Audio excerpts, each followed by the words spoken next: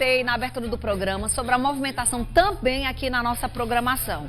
Desde manhã há uma grande repercussão, um caso que ganhou também repercussão estadual. A gente tem coberto esse caso desde cedo aqui na TV Tambaú. Uma mulher atirou e matou o marido em Gramame, aqui na capital. Segundo as investigações, o assassinato aconteceu por volta das 6 horas da manhã, lá no bairro de Gramame.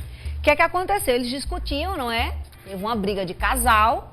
E aí, quem acionou a polícia foi o pai da mulher depois de ela cometer o crime. A suspeita assumiu o assassinato. Ela contou que ela era constantemente agredida e disse em sua defesa que as agressões eram recorrentes, agressões físicas, e ela mostrou inclusive à polícia hematomas supostamente provocados pelo marido com quem ela mantinha relação. Eles tinham reatado inclusive há 2 anos. A gente está falando de um tempo aí de 8 anos. Eles passaram 6 anos juntos, 6 anos de muitas confusões e agressões, acabaram e retornaram há 2 anos o casamento. A arma da vítima foi utilizada no crime. A mulher tem 26 anos, foi encaminhada para a central de flagrantes no Gaiso, está aguardando aí a audiência de custódia e todo mundo ficou se perguntando. Ela mostra os hematomas, ela relata as agressões. Na entrevista do pai da vítima, o marido, o pai reconhece as agressões, fala inclusive do histórico familiar com os outros 2 filhos. Mas afinal de contas, ser vítimas de agressões justifica matar alguém, alegar inclusive legítima defesa? O que é que pode acontecer com essa mulher nesta situação? A gente ligou, convidou e ele aceitou de pronto o nosso convite, o advogado criminalista, Dr. Luiz Pereira. Boa tarde, seja bem-vindo aqui com você. Boa tarde, Fernanda. Boa tarde a todos os nossos telespectadores. O assunto é delicado. Quando a gente traz mulheres, e eu tenho trazido muitos casos de mulheres vítimas de violência nessa pandemia, eu acho que a convivência, as pessoas mais tempo em casa, situação de descontrole financeiro, descontrole emocional, tem trazido essa realidade muito para os lares. Mas essa história não é justificada pela pandemia. A gente está falando de 6 anos de convivência, 6 anos de situações críticas relatadas pelos familiares, uma interrupção no relacionamento e um retorno há 2 anos atrás com mais agressões.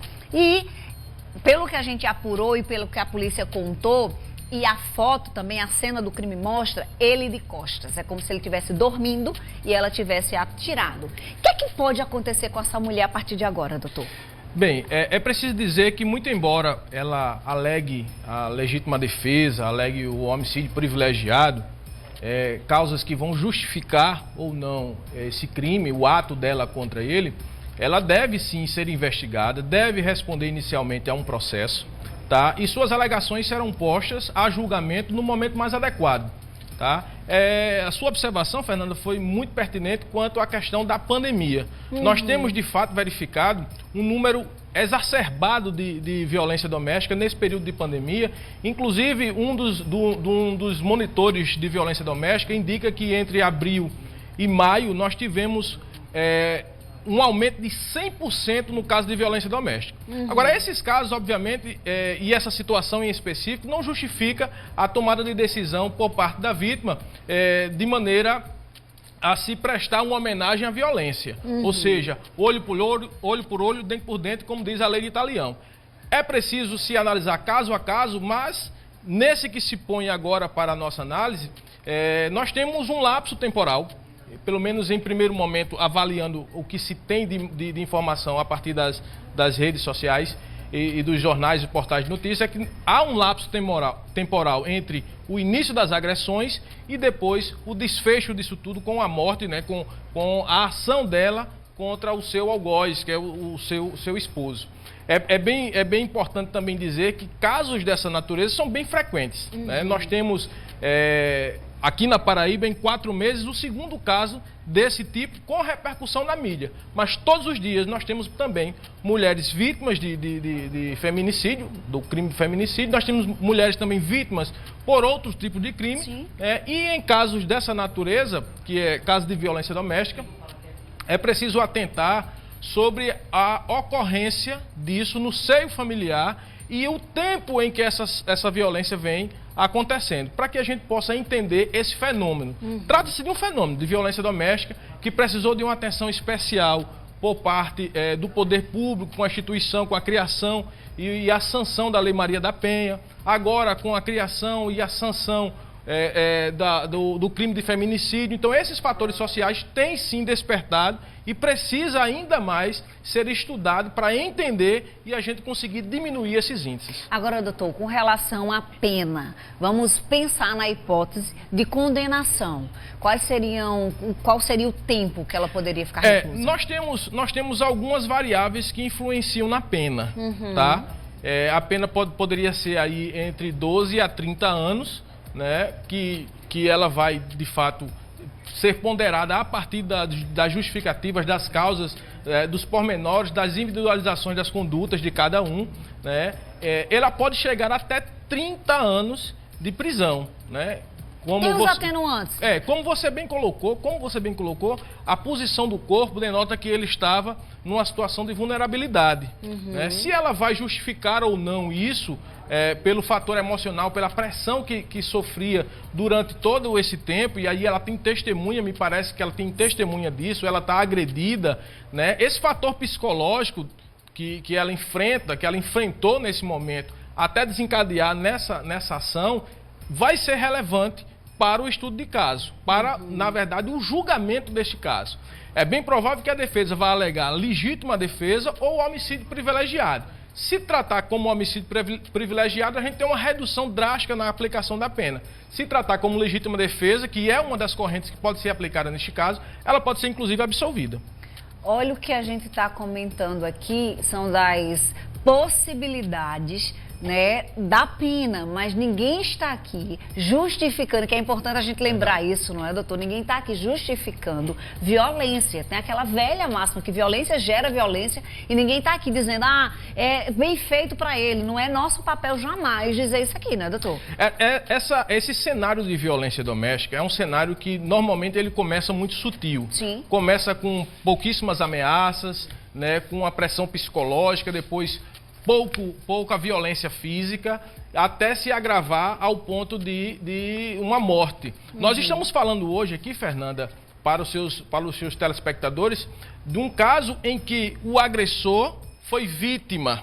Mas poderíamos estar contando aqui exatamente o contrário. Exatamente. Né, em que essa mulher estivesse sendo vítima de violência doméstica, de um feminicídio, até porque há um ingrediente, e talvez você não tenha percebido, o pessoal de casa também não tenha percebido, há um ingrediente neste cenário, que é o uso da arma de fogo. Sim. Que facilitou bastante. Que era dele, que era dele. Né? Ele poderia estar utilizando essa arma de fogo contra a sua esposa e está ceifando sua vida. Mas aí o jogo vira, né? A gente não sabe o que aconteceu de fato, e é importantíssimo nós colocarmos esse cenário de isenção, Sim. porque o caso será julgado no momento mais próprio. Agora, doutor Luiz, minha diretora está aqui falando de tempo, mas eu queria só perguntar, porque sou leiga mesmo na questão.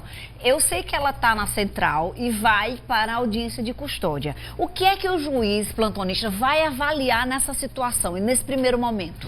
Nesse primeiro momento se avalia as condições da prisão, do Entendi. crime e da prisão. Tá. Um fator importante que vai ser avaliado com absoluta certeza é em que condições ela foi presa.